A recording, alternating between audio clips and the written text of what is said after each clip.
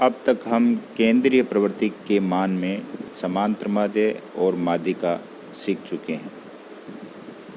आज हम बहुलक ज्ञात करना सीखेंगे। जैसा कि आपको स्क्रीन पर दिख रहा है कि हमें परीक्षा में किस प्रकार से सवाल मिल सकता है। तो मजदूरी आपके वर्ग अंतराल के रूप में हो सकती है और श्रमिकों की संख्या आवर्ती के रूप में।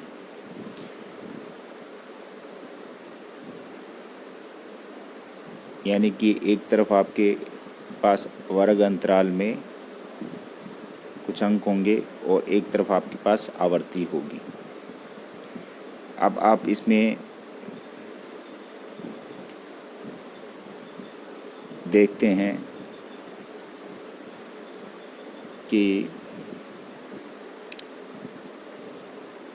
मजदूरी 0 से 10 रुपए में 4 श्रमिक हैं, 10 से 20 में 7 श्रमिक हैं, 20 से 30 में 11, 30 से 40 में 15 श्रमिक हैं, 40 से 50 में 11 श्रमिक हैं और 50 से 60 में 6 और 60 से 70 में 4 श्रमिक हैं। तो सबसे पहले हम इसके अंतर्गत ये देखेंगे कि बहुलक वर्ग कौन सा है। तो बहुलक वर्ग देखने के लिए हम देखते हैं कि इसमें सबसे अधिक आवर्ती कहाँ पर है। तो इन सब के अंदर हम जब देखते हैं सबसे ज़्यादा 15 है जो सर्वाधिक है। तो जो सर्वाधिक होगा वही बहुलक वर्ग की आवर्ती होगी और उसके सामने वाला जो वर्ग अंतराल है वो बहुलक वर्ग होगा। तो बहुलक वर्ग ढूंढ लेने के बाद में हम बहुलक का फॉर्मूला लिखेंगे। बहुलक वर्ग का फॉर्मूला आपके सामने स्पष्ट है। उसको Z से डिनोट करते हैं, Z से दिखाते हैं। Z बराबर L1 plus F1 minus F0 upon 2F1 minus F0 minus F2 into I। अब हम इस फॉर्मूले के अंदर सभी साइन को सीख लेते हैं कि किसको क्या कहते हैं। तो L1 जो है आपके बहुलक वर्ग जो निकलता है उसकी निम्न सीमा है, यानी जो कम अंक होता है बहुलक वर्ग में, जैसे कि यहाँ 30 से 40 बहुलक वर्ग लिखा हुआ है, तो इसका 30 वाला पोर्शन यानी 30 अंक है वो बहुलक वर्ग की निम्न सीमा हुआ। और उच्च सीमा कौन सा हुआ? 40। तो यहाँ हम L1 को 30 लिखेंगे। उसके आगे है आपका F1। F1 है बहुलक वर्ग की आवर्ती। बहुलक वर्ग की आवर्ती ये वाली है F1। अब हम आपको F1 जो है बहुलक वर्ग की आवर्ती, ये तो F1 है। इसके ऊपर वाली आवर्ती आपकी F0 होती है और इसके नीचे वाली आवर्ती आपकी F2 होती है।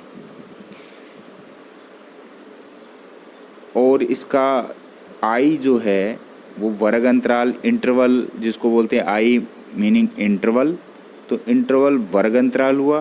तो इन सब के वर्ग अंतराल जो हैं एक जैसे हैं। यहाँ बहुलक वर्ग का जो वर्ग अंतराल है वो है 30 से 40 को माइनस करेंगे, यानी 40 में से 30 को माइनस करेंगे तो 10 आपका आता है, जो कि आपका वर्ग अंतराल है। पर वर्ग अंतराल अगर सब में सामान्य एक जैसे हों तो भी वो आ जाता है, लेकिन यहाँ मुख्यतः यही देखा जाता है कि जो वर्ग अंतराल है वो बहुलक वर्ग का वर्ग अंतराल क्या है।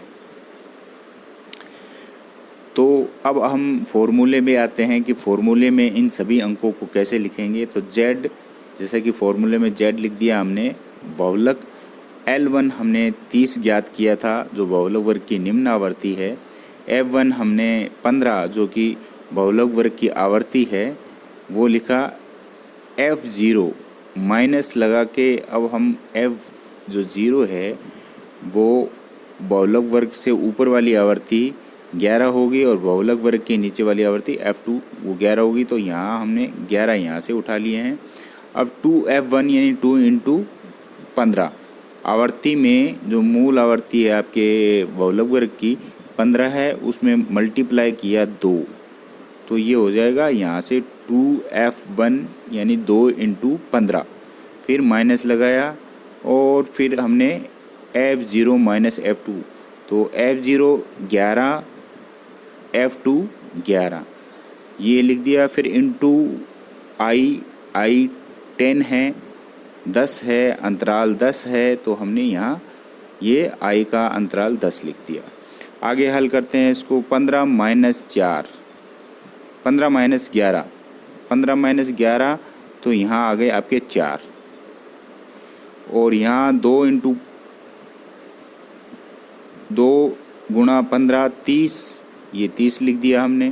फिर 11 को 11 में जोड़कर यहाँ 22 लिख दिया, क्योंकि ये दोनों अंक जुड़ जाते हैं, माइनस माइनस के जुड़ने के बाद में 11 11 जुड़े तो 22 हो गया। इंटू 10 यहाँ लिख दिया।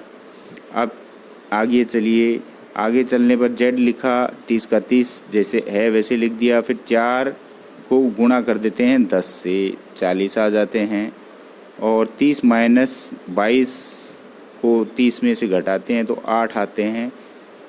आगे चलिए, फिर Z में फिर 30 लिखते हैं, फिर 40/8 को भाग देते हैं तो ये आ जाते हैं 5, 8 5 40। 30 और 35 को जोड़ते हैं, 30 और 5 को जोड़ते हैं तो 35 आ जाते हैं। इस प्रकार से Z की वैल्यू ज्ञात हो जाती है। तो इस प्रकार से हम बहुत ही आसानी के साथ बहुलक ज्ञात कर सकते हैं। मुख्यतः इसी प्रकार के सवाल आपकी परीक्षाओं में पूछे जाते हैं, जिसको बड़े आसानी से ही ज्ञात किया जा सकता है।